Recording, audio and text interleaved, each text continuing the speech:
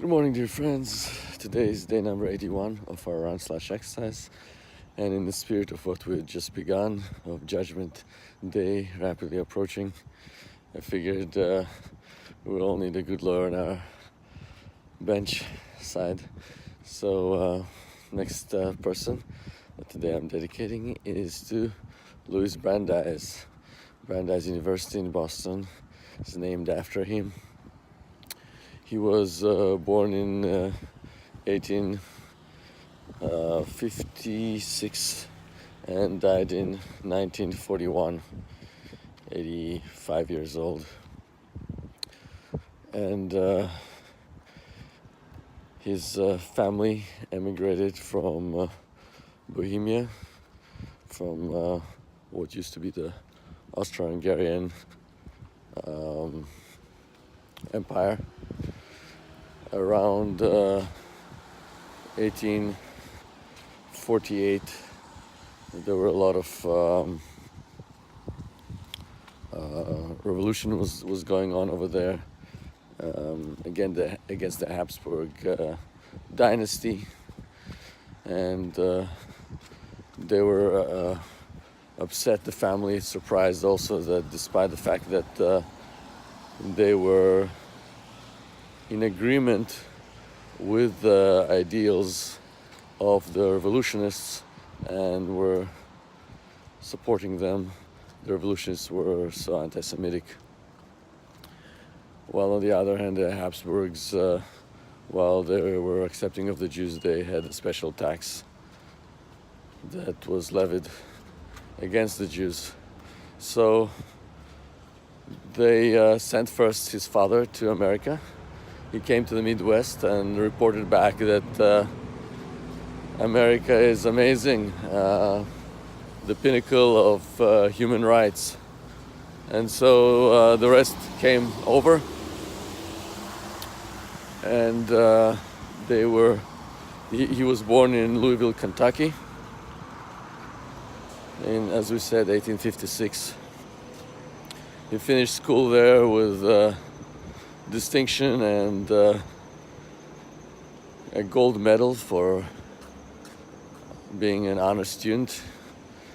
And then economy went down a little bit. His father moved to Europe, and then they returned back after 2 years, and he decided that he was going to go into law.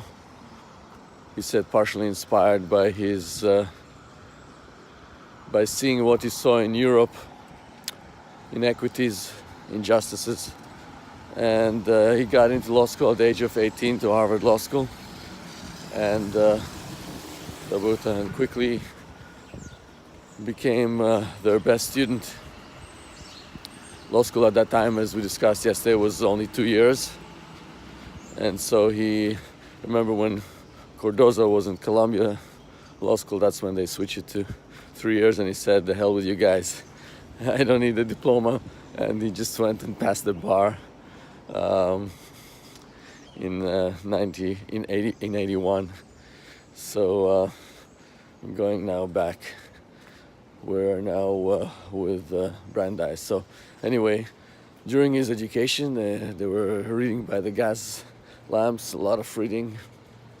They were just moving from route memorization to ideas and general ideas, and the arguments, kind of powwows, where they would have a court discussion. They get to be like a judge, play the role.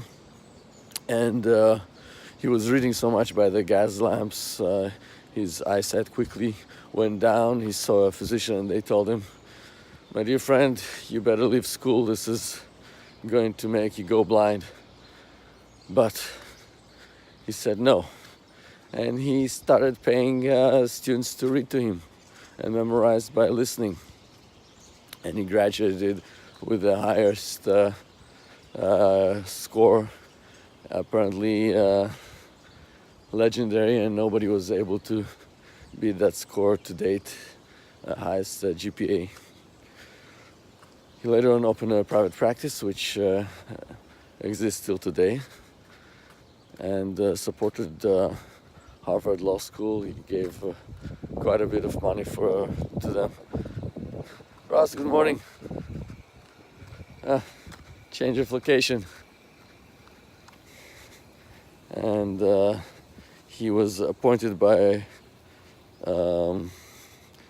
President Woodrow Wilson in 1916 to the Supreme Court. He was the first Jew to be appointed to the Supreme Court, and was there till 38. He was dubbed by the Economist as the Robin Hood of law. Yeah. Довота. Как операция ваша пошла? Нормально? Великолепно. And then,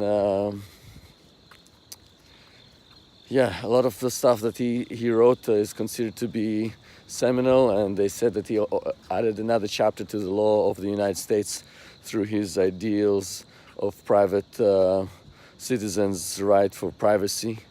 And a lot of the labor laws were created and championed by him, as well as the Federal Reserve System was developed through his help.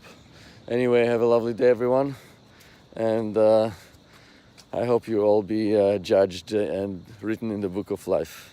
Amen. Amen.